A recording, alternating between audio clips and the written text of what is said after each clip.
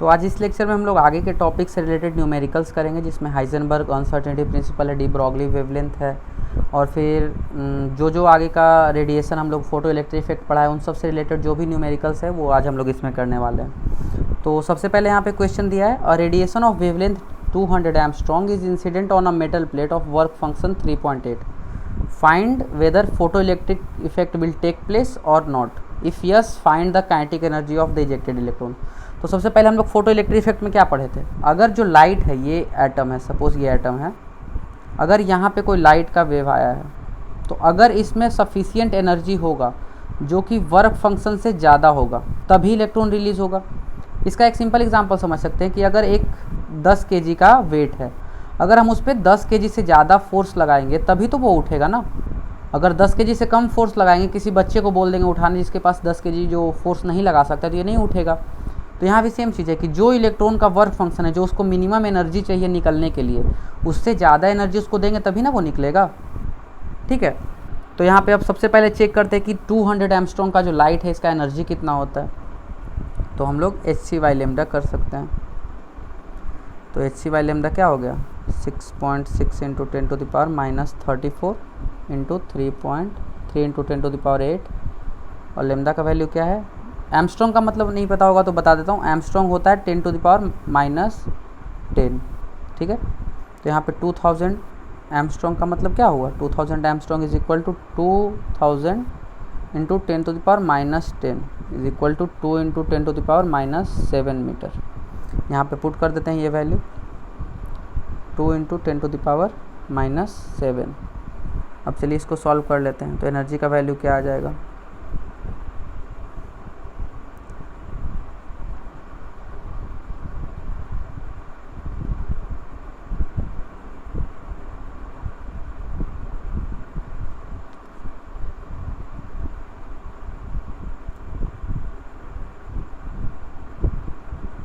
ठीक है, यहाँ पे आ गया 19.8/2, तो ये हो गया 9.9 इंटू 10⁻⁻19।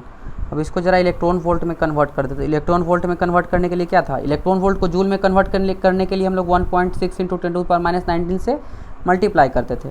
तो अगर हम लोग को किसी भी जूल को इलेक्ट्रॉन वोल्ट में कन्वर्ट करना है तो हम लोग उसको डिवाइड कर देंगे 1.6 इंटू 10⁻⁻19। इसको यहाँ पे अगर हमने डिवाइड कर दिया तो ये तो कट गया, तो ये आ गया 6.22 इलेक्ट्रॉन वोल्ट। ठीक है, तो ये हमारा वर्क फंक्शन आ गया। ठीक है, sorry, energy of incident light आ गया। अब देखते हैं वर्क फंक्शन यहाँ कितना था, 3.8, और ये एनर्जी कितना है, 6.22। तो ऑब्वियस सा बात है कि यहाँ पे फोटो इलेक्ट्रिक इफेक्ट होगा। यहाँ पे जो एनर्जी है वो वर्क फंक्शन से ज़्यादा है, जो एनर्जी इलेक्ट्रॉन को चाहिए बाहर निकलने के लिए उससे ज़्यादा एनर्जी उसको प्रोवाइड कर रहे हैं, तो ऑब्वियस सा बात है वो बाहर निकल जाएगा। तो यानी कि यहाँ पे हम लोग लिख सकते हैं photo electric effect will take place, photo electric effect will take place. ये तो पहला हो गया आंसर।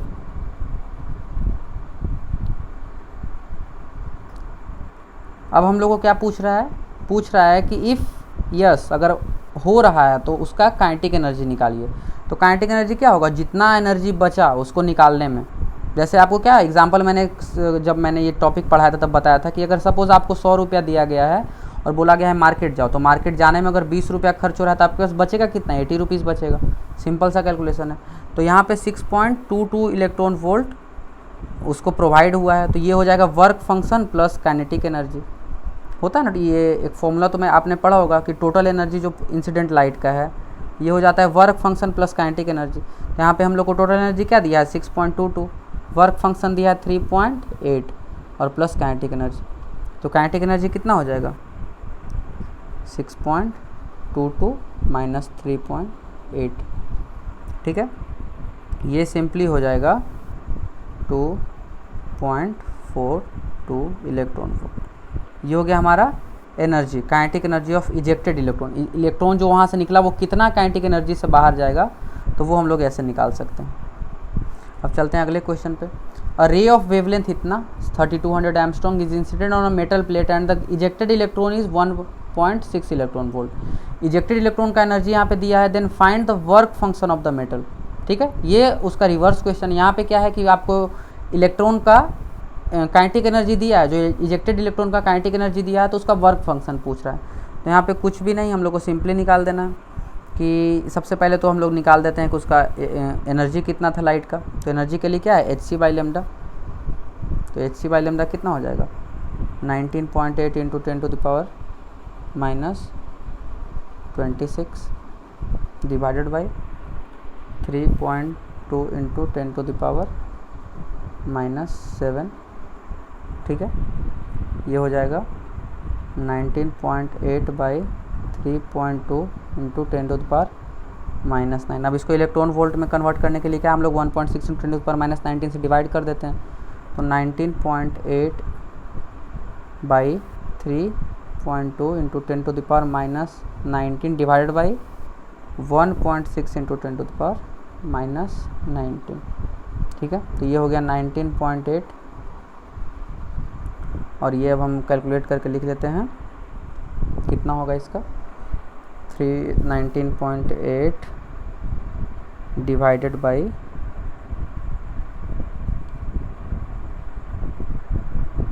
3.2 डिवाइडेड बाई 1.6, ये हो गया 3.87। ठीक है, ये हो गया 3.87 इलेक्ट्रॉन वोल्ट। ठीक है, तो टोटल एनर्जी कितना हो गया, 3.87 इलेक्ट्रॉन वोल्ट। अब हमारा यहाँ पे एनर्जी कितना था इजेक्टेड इलेक्ट्रॉन का, तो हम लोग को पता है total energy is equal to work function plus kinetic energy.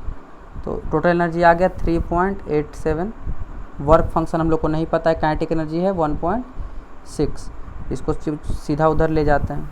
This implies work function कितना हो गया, 2.27 इलेक्ट्रॉन वोल्ट। ठीक है, ये हो गया हमारा सिंपल सा इक्वेशन, कोई आंसर हम लोग का। चलिए यहाँ पे मैं आपको एक ट्रिक बता देता हूँ। कोई भी एनर्जी का कोई भी आपको वेवलेंथ दिया, उसको अगर डायरेक्टली आप इलेक्ट्रॉन वोल्ट में निकालना चाहते हैं, ठीक है ना, एनर्जी अगर आप निकालना चाहते हैं इलेक्ट्रॉन वोल्ट में, तो 12,400 बाई लैम्डा एमस्ट्रॉन्ग में यहाँ पे सिंपली पुट कर दीजिए। जैसे कि आपको दिया है 2000 एमस्ट्रॉन्ग, तो इसका अगर आपको इलेक्ट्रॉन वोल्ट में एनर्जी निकालना है तो 12,400 बाई 2000।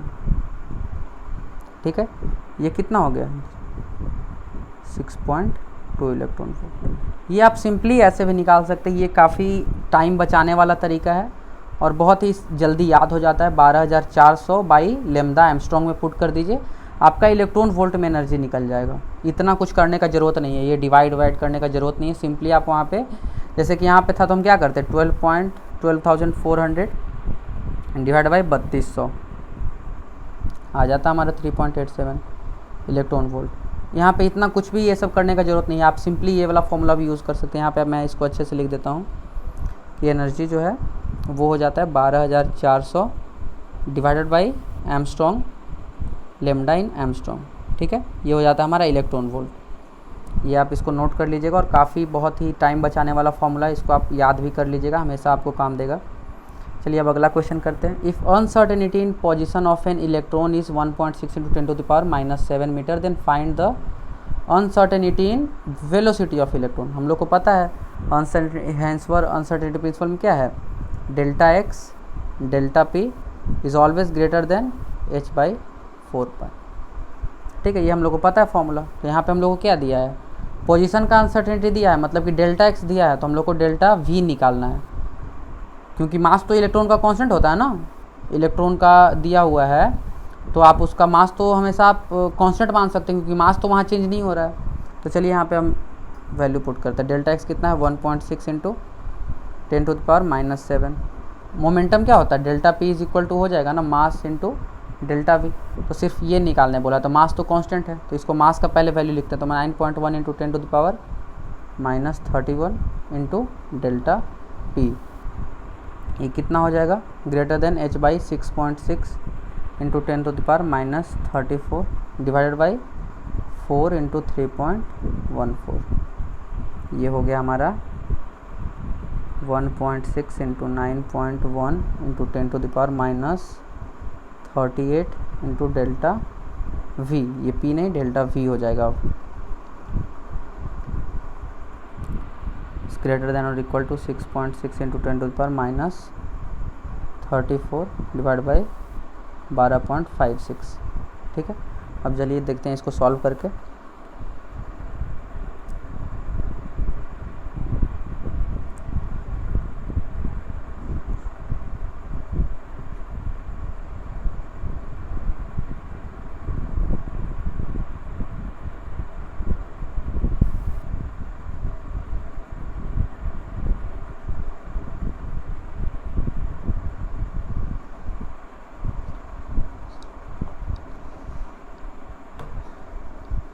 ये आ गया हमारा डेल्टा वी का वैल्यू आ गया 0.036 इंटू 10 टू द पावर 4, ठीक है, मीटर पर सेकेंड। इसको ऐसे भी लिख सकते हैं 3.6 into 10 to the power 2 metre पर सेकेंड। ये हो गया हमारा अनसर्टेनिटी इन वेलोसिटी। इससे ज़्यादा हो सकता है, ये मिनिमम वैल्यू हो सकता है, इससे ज़्यादा अनसर्टेनिटी वेलोसिटी है। ये सिंपल कुछ भी नहीं है, अनसर्टेनिटी प्रिंसिपल का सबसे इजी क्वेश्चन आता है। सिंपली आपको वहाँ पे वैल्यू पुट करना है, डेल्टा एक्स दिया है या फिर डेल्टा वी दिया है, कुछ भी दिया है तो आपको सिंपली वहाँ पे क्वेश्चन पुट करना है और आंसर लिखना है। इसमें कुछ भी ज़्यादा ट्रिक नहीं अप्लाई करना है कि कुछ अलग टाइप का क्वेश्चन दे सकता है। सिंपल सा क्वेश्चन आएगा, आपको डेल्टा एक्स दिया रहेगा या डेल्टा पी दिया रहेगा। अगर डेल्टा पी नहीं दिया तो डेल्टा वी दे देगा। तो वहाँ पर आपको मास कॉन्स्टेंट मान के, आपको सपोज प्रोटोन का मास दिया है कि प्रोटोन का अनसर्टेनिटी निकालिए, तो प्रोटोन का मास पुट कर देंगे। अगर इलेक्ट्रॉन का, यहाँ पे क्या है, इलेक्ट्रॉन का पूछ रहा है तो हमने सिंपली इलेक्ट्रॉन का मास वहाँ पे पुट कर दिया। आपसे एक एटम का पूछेगा, आपसे एक ऑब्जेक्ट का, एक बॉल का पूछेगा तो उसका मास वहाँ पे पुट कर देना है, अगर आपको मोमेंटम का अनसर्टेनिटी नहीं दिया है तो इस तरह से बहुत ईजी क्वेश्चन आता है। अब जैसे यहाँ पे क्या है, अनसर्टेनिटी इन मोमेंटम दिया है, मोमेंटम दिया डेल्टा पी कितना है 5 into 10 to the power minus 16 दिया है, ठीक है। तो यहाँ पर आपको डेल्टा वी निकालना है, तो सिंपली है, कुछ भी नहीं करना। डेल्टा पी दिया है तो डेल्टा वी अगर निकालना है तो एच कितना है 6.6 into 10 to the power minus 34 divide by 4 into 3.14 into delta P multiply कर देते हैं यहाँ पे 5 into 10 to the power minus 16। ये कितना हो जाएगा 6.6 into 10 to the power minus 18 divide by 12.56 into 5। ये हो गया, इसको जो भी वैल्यू आएगा वो आ जाएगा, फाइंड आउट पोजीशन ये हो जाएगा मीटर में, ठीक है। ये हमारा अनसर्टेनिटी इन पोजीशन आ गया। सिंपल सा क्वेश्चन आता है। अब यहाँ पे लिखा एक तो वेलोसिटी ऑफ इलेक्ट्रॉन इतना है तो फाइंड इट्स वेवलेंथ। ये हो गया डी ब्रॉगली वेवलेंथ का क्वेश्चन, मैटर वेव जिसमें आता है। तो यहाँ पे हम लोग को क्या दिया है, वेलोसिटी दिया है 3.8 into 10 to the power 6 metre पर सेकेंड। तो वेवलेंथ के लिए क्या करते हैं हम लोग, डी ब्रॉगली वेवलेंथ का क्या फॉर्मूला था, हम लोगों ने डी ब्रॉगली वेवलेंथ में पढ़ा था कि मैटर वेव्स का अगर हम लोग को क्या बोलते हैं वेवलेंथ निकालना है तो वहाँ पे हम लोग क्या कर सकते हैं,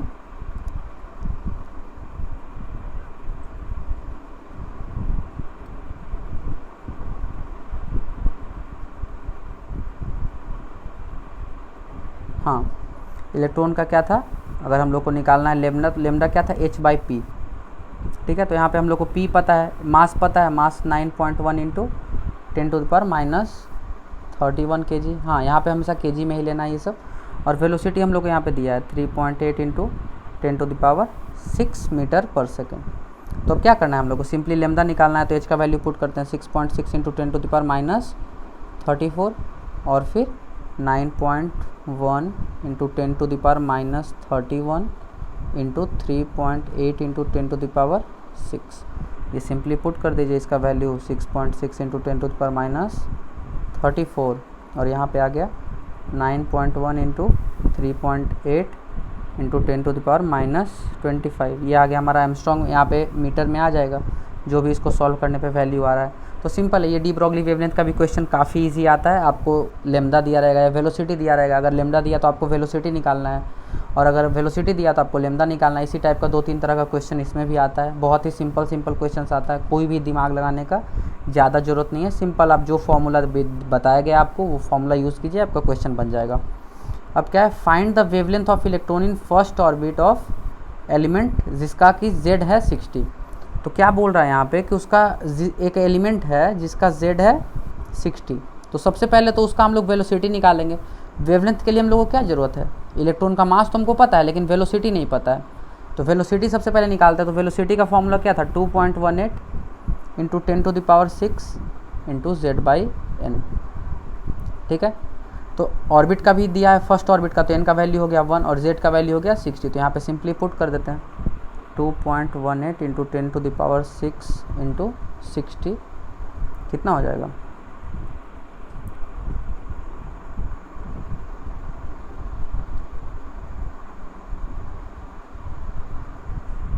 121.08 इंटू 10⁶ मीटर पर सेकेंड। इसको ऐसे भी लिख सकते हैं 12.1 इंटू 10⁻, या फिर 1.21, सिंपली 1.21 10⁸ के टर्म में लिख देते हैं 1.21 इंटू 10⁸ मीटर पर सेकेंड। अब हम लोग को क्या निकालना है, वेलोसिटी निकालना है, सॉरी वेवलेंथ निकालना है। तो लेमदा क्या हो जाएगा 6.6 इंटू 10⁻34 डिवाइडेड बाई p का वैल्यू क्या हो जाएगा, velocity into mass into velocity 10⁸ into mass of electron कितना होता है 9.1 इंटू 10⁻31। अब इसको सिंपली सॉल्व कर लीजिए, आपका लेमडा यहाँ पे आ गया। तो इस तरह का क्वेश्चन आता है, वेवलेंथ का निकालना है आपको, फर्स्ट ऑर्बिट का एलिमेंट का।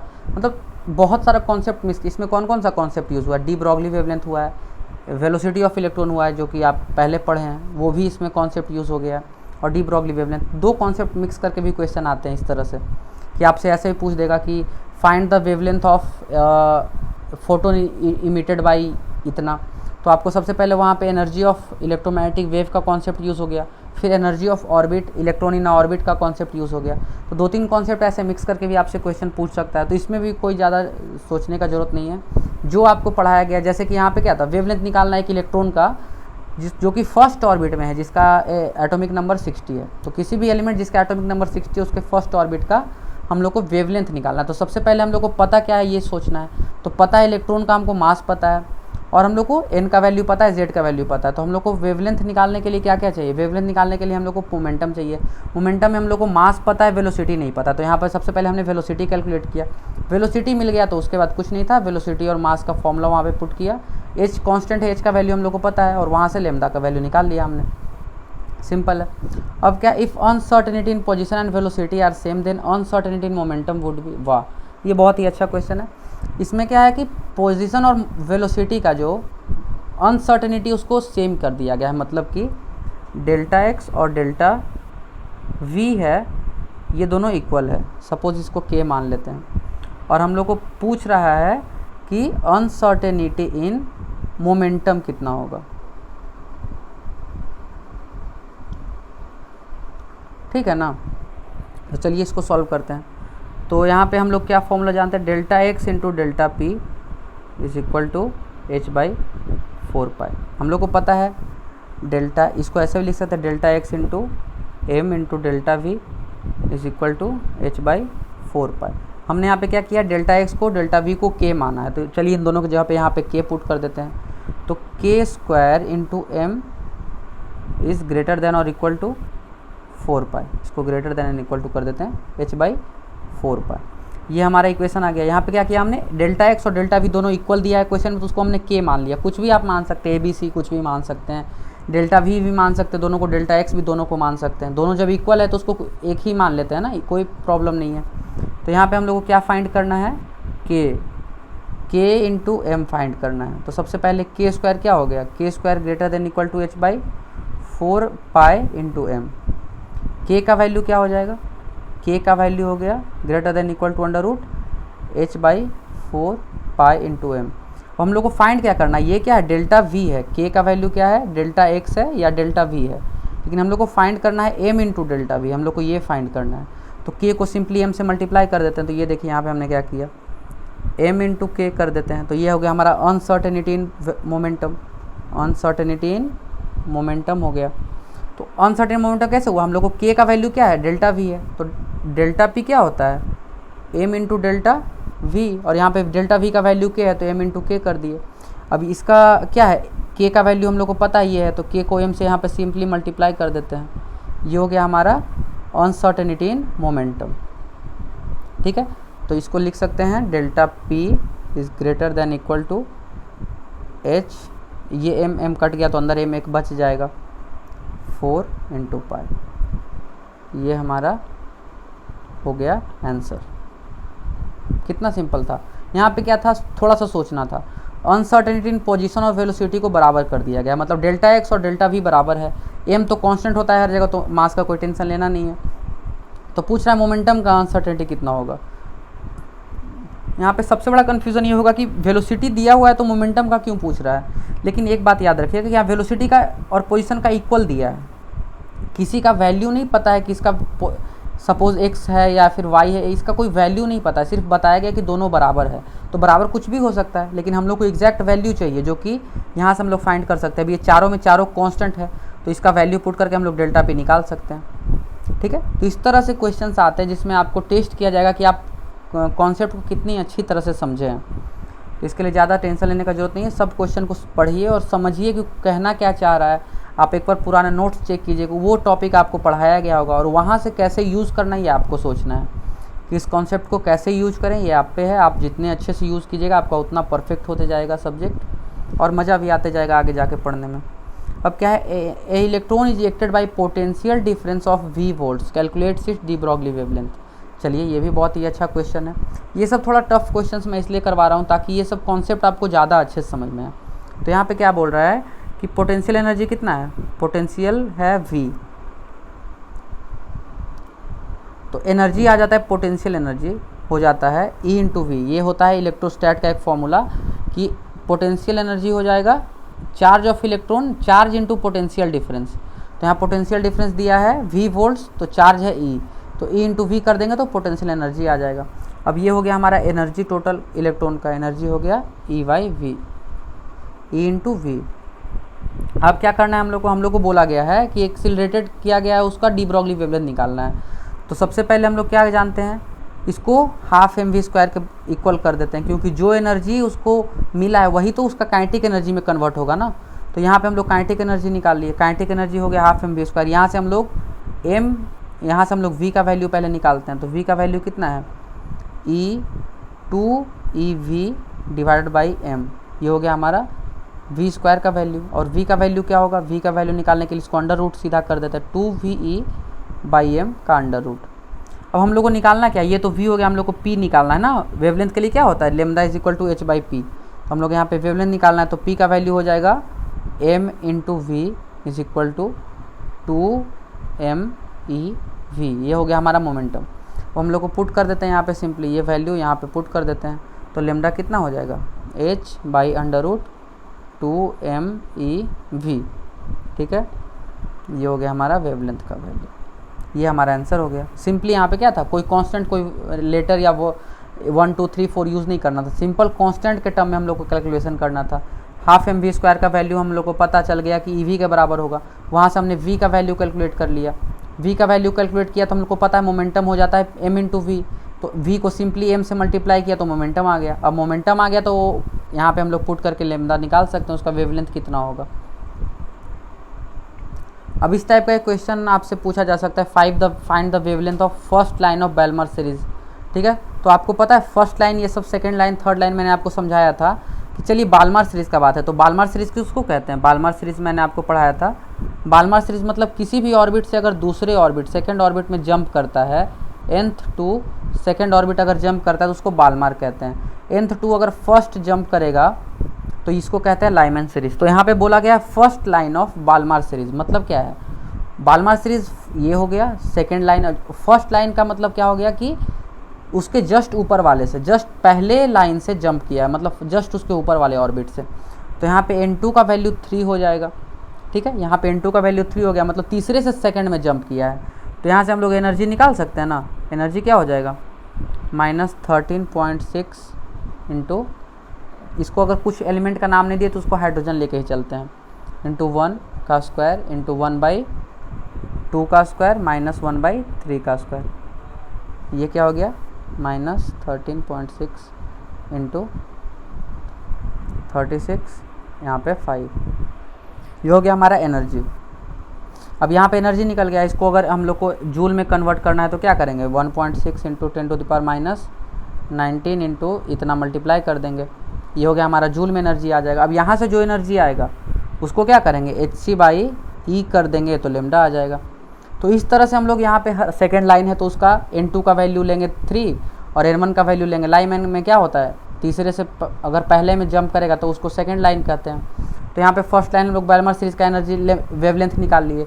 उसी तरह से second line of Lyman series अगर निकालना है तो second line of Lyman series में क्या होता है, ये n का वैल्यू अगर 1 है, मतलब लाइमन सीरीज़ का क्या होता है, किसी भी ऑर्बिट से अगर पहले ऑर्बिट में जंप करता है तो उसको लाइमन सीरीज़ कहते हैं।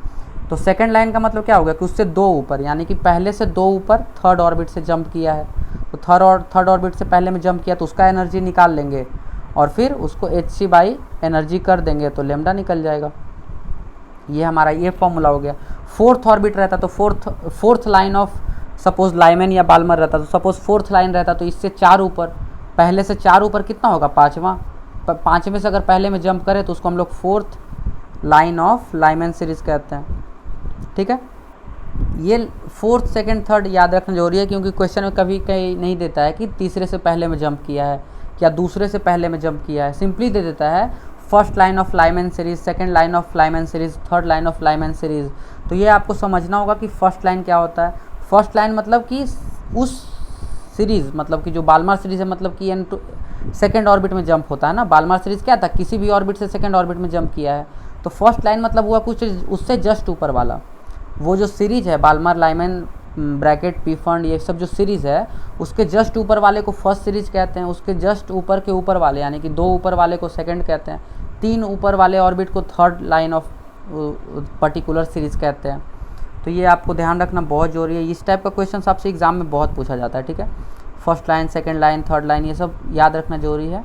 और ये भी टॉपिक आज क्वेश्चंस ख़त्म हो गया। अगर मुझे लगेगा कुछ क्वेश्चंस बचा है तो मैं एक और लेक्चर इसका बना दूंगा, जिसमें कि मैं सिर्फ और सिर्फ क्वेश्चंस पे ही फोकस करूंगा, किस टाइप का क्वेश्चंस करना चाहिए और किस किस क्वेश्चन से आपको कॉन्सेप्ट क्लियर होगा। मैंने यहाँ पे सिलेक्ट करके सारा क्वेश्चन किया था और अब जल्दी ही आपको पैकेज भी मिल जाएगा जिसमें कि आप क्वेश्चन सॉल्व कर सकते हैं।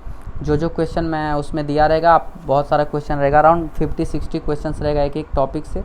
तो आप जितना हो सके उसको सॉल्व कीजिए। डाउट हो तो आप ग्रुप में या फिर टेलीग्राम चैनल पे पूछ सकते हैं। और बहुत ही अच्छे वे से ये सब मैंने हम लोगों ने तैयार किया है। जो भी आपको पैकेज मिलेगा वो काफ़ी अच्छे से तैयार रहेगा, तो उसको आप लोग अच्छे से ट्राई कीजिएगा करने का।